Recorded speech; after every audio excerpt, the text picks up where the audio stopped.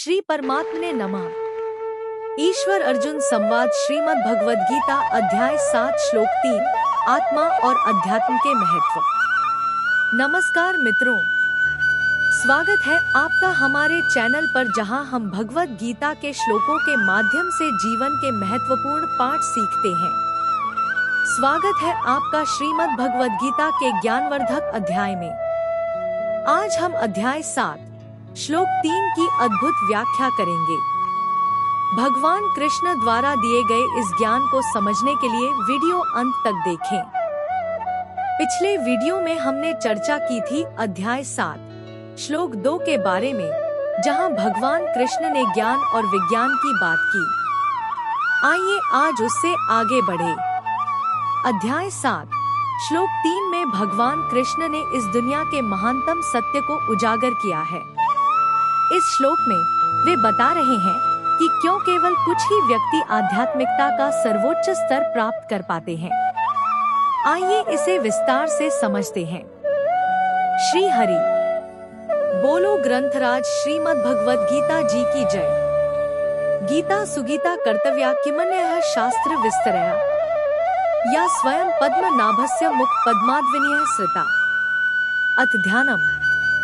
शांताकारं भुजग शयनं पद्मनाभं सुरेशं विश्व आधारं गगन सदृशं मेघवर्णं शुभांगं। लक्ष्मीकांत कमल नयन योगिभिः ध्यान गम्यं वंदे विष्णु भव भयहरं सर्व लोकैकनाथम्। यं ब्रह्मा वरुणेन्द्र रुद्रमृतः स्तुन्वन्ति दिव्यैः स्तवैर्वेदैः सांग पद क्रमोपनिषदे गायन्ति यं सामगाः। ध्यान अवस्थित तद्गतेन मनसा पश्यन्ति यं योगिनो यस्यान्तं न विदुः सुर असुरगणा देवाय तस्मै नमः। वसुदेव सुतं देव कंस चाणूरमर्दनम देवकी परमानंदम कृष्ण वंदे जगद्गुरुम। भगवत स्वरूप को तत्व से जानने वाले की दुर्लभता का प्रतिपादन। श्लोक 3 मनुष्याणा सहस्रेषु कश्चिद्यति सिद्धे यत्तांपि सिद्धाना कश्चिन्मा वेत्ति तत्वतः। उच्चारण की विधि मनुष्याणाम सहस्रेषु कश्चित् यत्ति सिद्धे यत्ताम अपि सिद्धानाम कश्चित् माम वेत्ति तत्वतः। 3 शब्दार्थ सहस्रेषु अर्थात हजारों, मनुष्याणाम अर्थात मनुष्यों में, कश्चित् अर्थात कोई एक, सिद्धे अर्थात मेरी प्राप्ति के लिए, यत्ति अर्थात यत्न करता है, और उन, यत्ताम अर्थात यत्न करने वाले, सिद्धानाम अर्थात योगियों में, अपि अर्थात भी, कश्चित अर्थात कोई एक, मेरे परायण होकर, माम अर्थात मुझको, तत्वतः तत्व से अर्थात यथार्थ रूप से, वेत्ति अर्थात जानता है।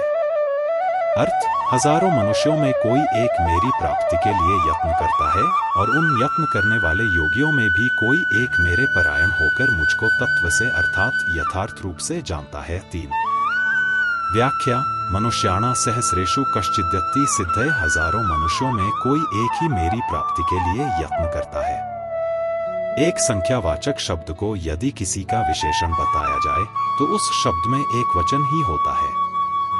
यदि उसके योग में षष्ठी की जाए तो संख्यावाचक शब्द में तीनों वचन होते हैं। यहाँ मनुष्याणाम पद में सहस्र संख्या के योग में षष्ठी हुई है और सहस्राणी पद में निर्धारण अर्थ में सप्तमी का बहुवचन हुआ है। अतः मनुष्याणा सहस्रेषु कश्चिद्यति सिद्धे पदों का अर्थ हुआ मनुष्याणा सहस्राणी भगवती रुचि कुर्वन्ति सहस्रेषु कश्चित् सिद्धे यत्ति च। हजारों मनुष्य भगवान में रुचि रखते हैं, पर उन हजारों में से कोई एक सिद्धि के लिए यत्न करता है। तात्पर्य है कि जिनमें मनुष्य अपना है अर्थात जिनमें पशुओं की तरह खाना पीना और ऐशाराम करना नहीं है, वे ही वास्तव में मनुष्य हैं। उन मनुष्यों में भी जो नीति और धर्म पर चलने वाले हैं, ऐसे मनुष्य हजारों हैं। उन हजारों मनुष्यों में भी कोई एक ही सिद्धि के लिए यत्न करता है, अर्थात जिससे बढ़कर कोई लाभ नहीं, जिसमें दुख का लेश भी नहीं और आनंद की किंचन मात्र भी कमी नहीं, कमी की संभावना ही नहीं, ऐसे स्वतः सिद्ध नित्य तत्व की प्राप्ति के लिए यत्न करता है। 2 स्वर्ग आदि लोकों की और अणिमा, महिमा, गरिमा आदि सिद्धियों की प्राप्ति वास्तव में सिद्धि है ही नहीं, प्रत्युत वह तो असिद्धि ही है जो परलोक में स्वर्ग आदि की प्राप्ति नहीं चाहता और इस लोक में धन, मान, भोग, कीर्ति आदि नहीं चाहता। अर्थात जो उत्पत्ति विनाशशील वस्तुओं में नहीं अटकता और भोगे हुए भोगों के तथा मान बढ़ाई, आदर सत्कार आदि के संस्कार रहने से उन विषयों का संग होने पर, उन विषयों में रुचि होते रहने पर भी जो अपनी मान्यता, उद्देश्य, विचार, सिद्धांत आदि से विचलित नहीं होता, ऐसा कोई एक पुरुष ही सिद्धि के लिए यत्न करता है। इससे सिद्ध होता है कि परमात्म प्राप्ति रूप सिद्धि के लिए यत्न करने वाले अर्थात दृढ़ता से उधर लगने वाले बहुत कम मनुष्य होते हैं। परमात्म प्राप्ति की तरफ न लगने में कारण है भोग और संग्रह में लगना। सांसारिक भोग पदार्थों में केवल आरंभ में ही सुख दिखता है। मनुष्य प्रायः तत्काल सुख देने वाले साधनों में ही लगते हैं। उनका परिणाम क्या होगा इस पर वे विचार करते ही नहीं। अगर वे भोग और ऐश्वर्य के परिणाम पर विचार करने लग जाए कि भोग और संग्रह के अंत में कुछ नहीं मिलेगा, रीते रह जाएंगे और उनकी प्राप्ति के लिए किए हुए पाप कर्मों के फलस्वरूप 84 लाख योनियों तथा नरकों के रूप में दुख ही दुख मिलेगा, तो वे परमात्मा के साधन में लग जाएंगे। दूसरा कारण यह है कि प्रायः लोग सांसारिक भोगों में ही लगे रहते हैं। उनमें से कुछ लोग संसार के भोगों से ऊंचे उठते भी हैं, तो वे परलोक के स्वर्ग आदि भोग भूमियों की प्राप्ति में लग जाते हैं। परंतु अपना कल्याण हो जाए, परमात्मा की प्राप्ति हो जाए, ऐसा दृढ़ता से विचार करके परमात्मा की तरफ लगने वाले लोग बहुत कम होते हैं। इतिहास में भी देखते हैं तो सकाम भाव से तपस्या आदि साधन करने वालों के ही चरित्र विशेष आते हैं। कल्याण के लिए तत्परता से साधन करने वालों के चरित्र बहुत ही कम आते हैं। वास्तव में परमात्म तत्व की प्राप्ति कठिन या दुर्लभ नहीं है, प्रत्युत इधर सच्ची लगन से तत्परता पूर्वक लगने वाले बहुत कम हैं। इधर दृढ़ता से न लगने में संयोगजन्य सुख की तरफ आकृष्ट होना और परमात्म तत्व की प्राप्ति के लिए भविष्य की आशा रखना ही खास कारण है। 3 परमात्मा सब देश में, सब काल में, संपूर्ण व्यक्तियों में, सब वस्तुओं में, सब घटनाओं में, सब परिस्थितियों में और संपूर्ण क्रियाओं में स्वतः परिपूर्ण रूप से मौजूद हैं, अतः उनकी प्राप्ति में भविष्य का कोई कारण ही नहीं है। परमात्म तत्व कर्मजन्य नहीं है। जो वस्तु कर्मजन्य होती है वह भविष्य में मिलती है। कारण कि जो वस्तु कर्मजन्य होती है वह उत्पत्ति विनाश वाली होती है और उसमें देश काल की दूरी होती है, अतः उसी के लिए भविष्य होता है। मनुष्य यह विचार करे कि परमात्मा सब देश में है तो यहाँ भी है, जब यहाँ है तो कहीं जाने की जरूरत नहीं। परमात्मा सब समय में है तो अभी भी है, जब अभी है तो भविष्य क्यों? परमात्मा सब में है तो मेरे में भी है, जब मेरे में है तो दूसरे किसी में खोजने की पराधीनता नहीं। परमात्मा सबके हैं तो मेरे भी हैं, जब मेरे हैं तो मेरे को अत्यंत प्यारे होने ही चाहिए, क्योंकि अपनी चीज सबको प्यारी होती ही है। साथ ही साथ परमात्मा सर्वोत्कृष्ट हैं, अर्थात उनसे बढ़कर कोई है ही नहीं, ऐसा विश्वास होने पर स्वतः ही मन खिंचेगा। उपर्युक्त बातों पर दृढ़ विश्वास हो जाए तो परमात्मा की आशा भविष्य का अवलंबन करने वाली नहीं होती, किंतु परमात्मा को तत्काल प्राप्त करने की उत्कंठा हो जाती है। प्रायः लोग इस तीसरे श्लोक को तत्व की कठिनता बताने वाला मानते हैं, परंतु वास्तव में यह श्लोक तत्व की कठिनता के विषय में नहीं है, क्योंकि परमात्म तत्व की प्राप्ति कठिन नहीं है, प्रत्युत तत्व प्राप्ति की उत्कट अभिलाषा होना और अभिलाषा की पूर्ति के लिए तत्वज्ञ जीवन मुक्त महापुरुषों का मिलना दुर्लभ है, कठिन है। यहाँ भगवान अर्जुन से कहते हैं कि मैं कहूँगा और तू जानेगा, तो अर्जुन जैसा अपने श्रेय का प्रश्न करने वाला और भगवान जैसा सर्वज्ञ कहने वाला मिलना दुर्लभ है। वास्तव में देखा जाए तो केवल उत्कट अभिलाषा होना ही दुर्लभ है, कारण कि अभिलाषा होने पर उसको जनाने की जिम्मेवारी भगवान पर आ जाती है। यहाँ तत्वतः कहने का तात्पर्य है कि वह मेरे सगुण निर्गुण साकार निराकार शिव, शक्ति, गणेश, सूर्य, विष्णु आदि रूपों में प्रकट होने वाले और समय समय पर तरह तरह के अवतार लेने वाले मुझको तत्व से जान लेता है, अर्थात उसके जानने में किंचन मात्र भी संदेह नहीं रहता और उसके अनुभव में एक परमात्म तत्व के सिवाय संसार की किंचन मात्र भी सत्ता नहीं रहती। परिशिष्ट भाव कर्मयोग, ज्ञान योग, ध्यान योग आदि जितने साधन हैं, उन साधनों से यत्न करते हुए जो सिद्ध हो चुके हैं, ऐसे जीवन मुक्त ज्ञानी महापुरुषों में भी सब कुछ भगवान ही है। इस प्रकार भगवान के समग्र रूप को यथार्थ रूप से अनुभव करने वाले प्रेमी भक्त दुर्लभ हैं। इसी अध्याय का 19वां श्लोक। धर्मशील विरक्त अरु ज्ञानी, जीवन मुक्त ब्रह्म पर प्राणी सब ते सो दुर्लभ सुराया। राम भक्ति रतगत मद माया, मानस उत्तर 0:54। 3 से 4। यत्तांपि सिद्धानाम, वे सिद्ध अर्थात जीवन मुक्त पुरुष अपनी स्थिति मुक्तावस्था से असंतुष्ट हैं और उनके भीतर परम प्रेम अनंत रस को प्राप्त करने की उत्कंठा है, भूख है। इसलिए ब्रह्मसूत्र में आया है मुक्तोपसरिप्य व्यपदेशात 1। 3। 2। उस प्रेम स्वरूप भगवान को मुक्त पुरुषों के लिए भी प्राप्तव्य बताया गया है। कारण यह है कि मुक्त होने पर नाशवान रस की कामना तो मिट जाती है, पर अनंतरस की भूख नहीं मिटती। वह भूख भगवान की कृपा से ही जागृत होती है।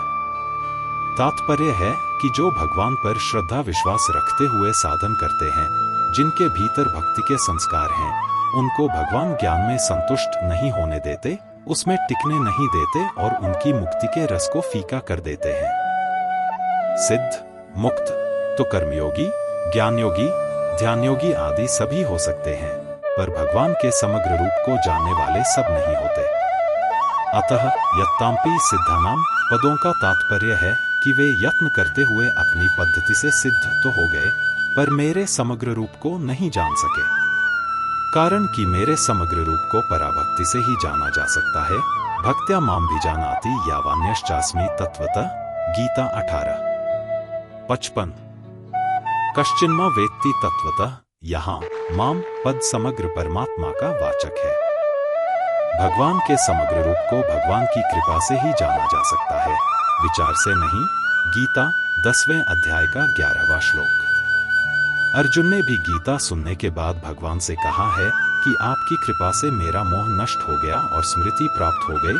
नष्टो मोह स्मृति लब्धा त्वत् प्रसादान में अच्युत 18:73।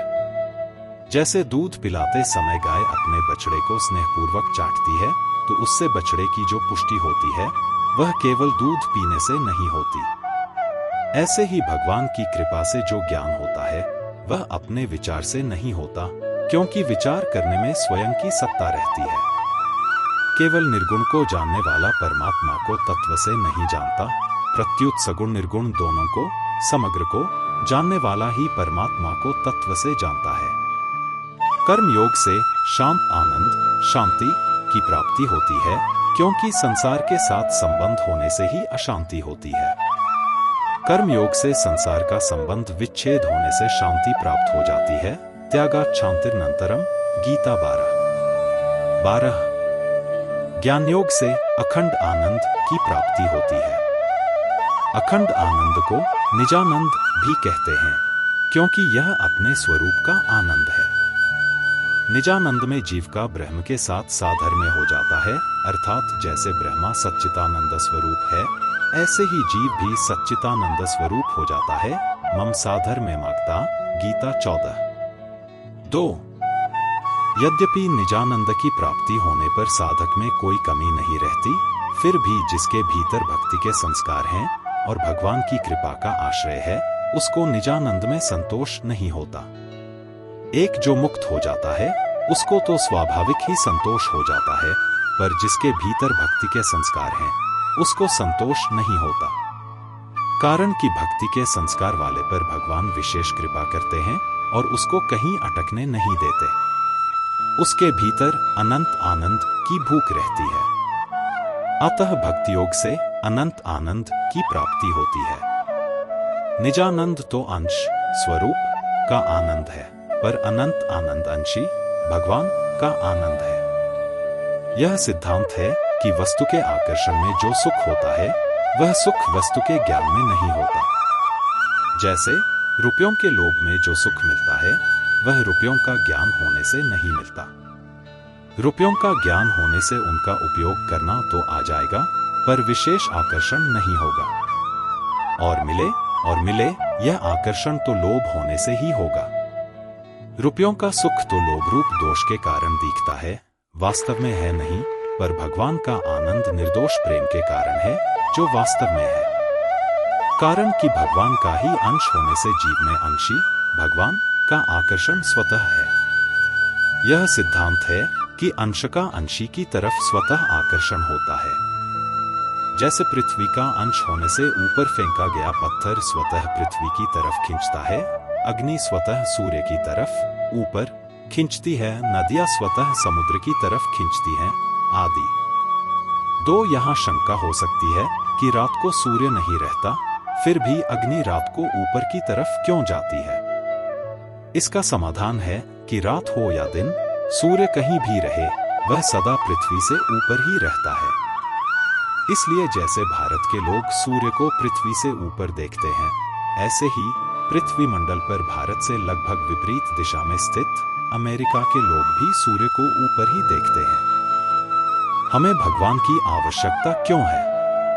इस पर विचार करें तो मालूम होता है कि हमारी कोई ऐसी आवश्यकता है जिसको हम न तो अपने द्वारा पूरी कर सकते हैं और न संसार के द्वारा ही पूरी कर सकते हैं। दुखों का नाश करने के लिए और परम शांति को प्राप्त करने के लिए हमें भगवान की आवश्यकता नहीं है। कारण कि अगर हम कामनाओं का सर्वथा त्याग कर दें तो स्वतः हमारे दुखों का नाश होकर परम शांति की प्राप्ति हो जाएगी। त्यागात् शान्तिरनन्तरम्, अर्थात हम मुक्त हो जाएंगे। हमें परम प्रेम की प्राप्ति के लिए ही भगवान की आवश्यकता है, क्योंकि हम भगवान के ही अंश हैं। जो मनुष्य सांसारिक दुखों से छूटना चाहता है, पराधीनता से छूटकर स्वाधीन होना चाहता है, उसकी मुक्ति हो जाती है। परंतु जो मनुष्य संसार से दुखी होकर ऐसा सोचता है कि कोई तो अपना होता जो मेरे को अपनी शरण लेकर अपने गले लगाकर मेरे दुख, संताप, पाप, अभाव, भय, नीरसता आदि को हर लेता, उसको भक्ति प्राप्त हो जाती है। तात्पर्य यह हुआ कि मुक्ति पाने के लिए ईश्वर की आवश्यकता नहीं है, प्रत्युत भक्ति पाने के लिए ईश्वर की आवश्यकता है।